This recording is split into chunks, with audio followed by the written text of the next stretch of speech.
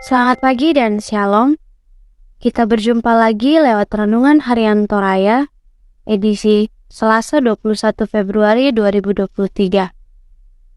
Sebelum kita membaca dan merenungkan firman Tuhan, mari kita berdoa. Ya Tuhan, kami berseru kepadamu pada saat ini, mengucap syukur atas kasih dan anugerah Tuhan yang terus dinyatakan dalam kehidupan kami.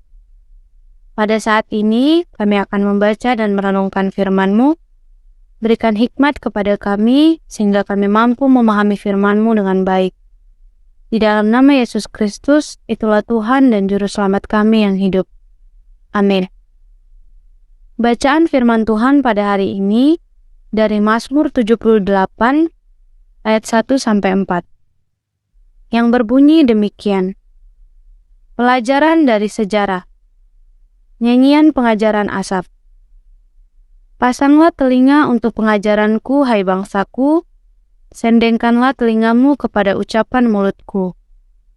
Aku mau membuka mulut mengatakan amsal, aku mau mengucapkan teka-teki dari zaman purbakala. Yang telah kami dengar dan kami ketahui, dan yang diceritakan kepada kami oleh nenek moyang kami. Kami tidak hendak sembunyikan kepada anak-anak mereka, tetapi kami akan ceritakan kepada angkatan yang kemudian puji-pujian kepada Tuhan dan kekuatannya, dan perbuatan-perbuatan ajaib yang telah dilakukannya. Amin firman Tuhan. Tema renungan kita pada hari ini, kisahkan kebenaran. Ada banyak orang yang selalu tertarik untuk memperbincangkan soal silsilah dalam keluarga. Mereka suka membicarakan karena mau menunjukkan kebanggaan akan keluarga yang punya peran dan kedudukan dalam struktur di tengah-tengah masyarakat. Dan mereka mau mempertahankan posisi itu secara turun-temurun.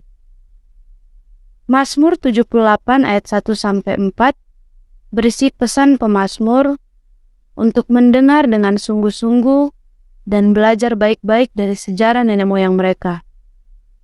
Mengapa? Karena pemazmur ingin menekankan tentang kehidupan nenek moyang mereka, di mana peran Allah dalam hidup mereka sungguh nyata. Pemazmur tidak ingin jika generasi yang akan datang tidak tahu atau melupakan tentang Allah yang berkarya secara ajaib dalam hidup nenek moyang mereka. Itu pula sebabnya orang-orang Israel diperintahkan untuk mengajarkan pekerjaan dan jalan-jalan Tuhan kepada anak-anak mereka, sehingga setiap generasi mengenal Tuhan dan percaya kepadanya.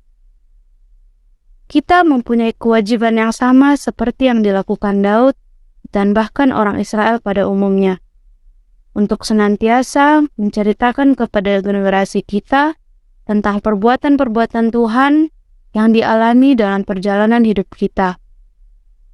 Hal itu dimaksudkan agar generasi kita dapat mengenal sejarah kehidupan yang syarat dengan pengalaman dan pengajaran.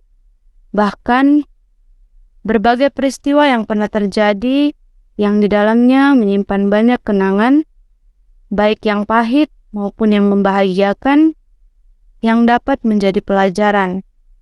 Dan yang paling utama adalah menceritakan karya Tuhan yang sudah dan sedang dijalani. Bagaimana Tuhan bekerja dalam hidup ini. Amin. Mari kita berdoa. Ya Tuhan, kami bersyukur atas waktu yang begitu indah. Kami telah membaca dan merenungkan firman-Mu.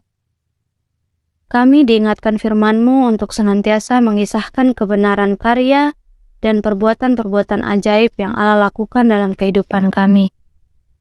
Bagaimana Tuhan bekerja dan berkarya, baik yang sudah bahkan yang sedang kami jalani. Kiranya Tuhan senantiasa memberkati dan menyertai kehidupan kami. Terima kasih ya Tuhan, berkati dan sertai aktivitas kami sepanjang hari ini. Di dalam nama Tuhan Yesus Kristus, haleluya, amin.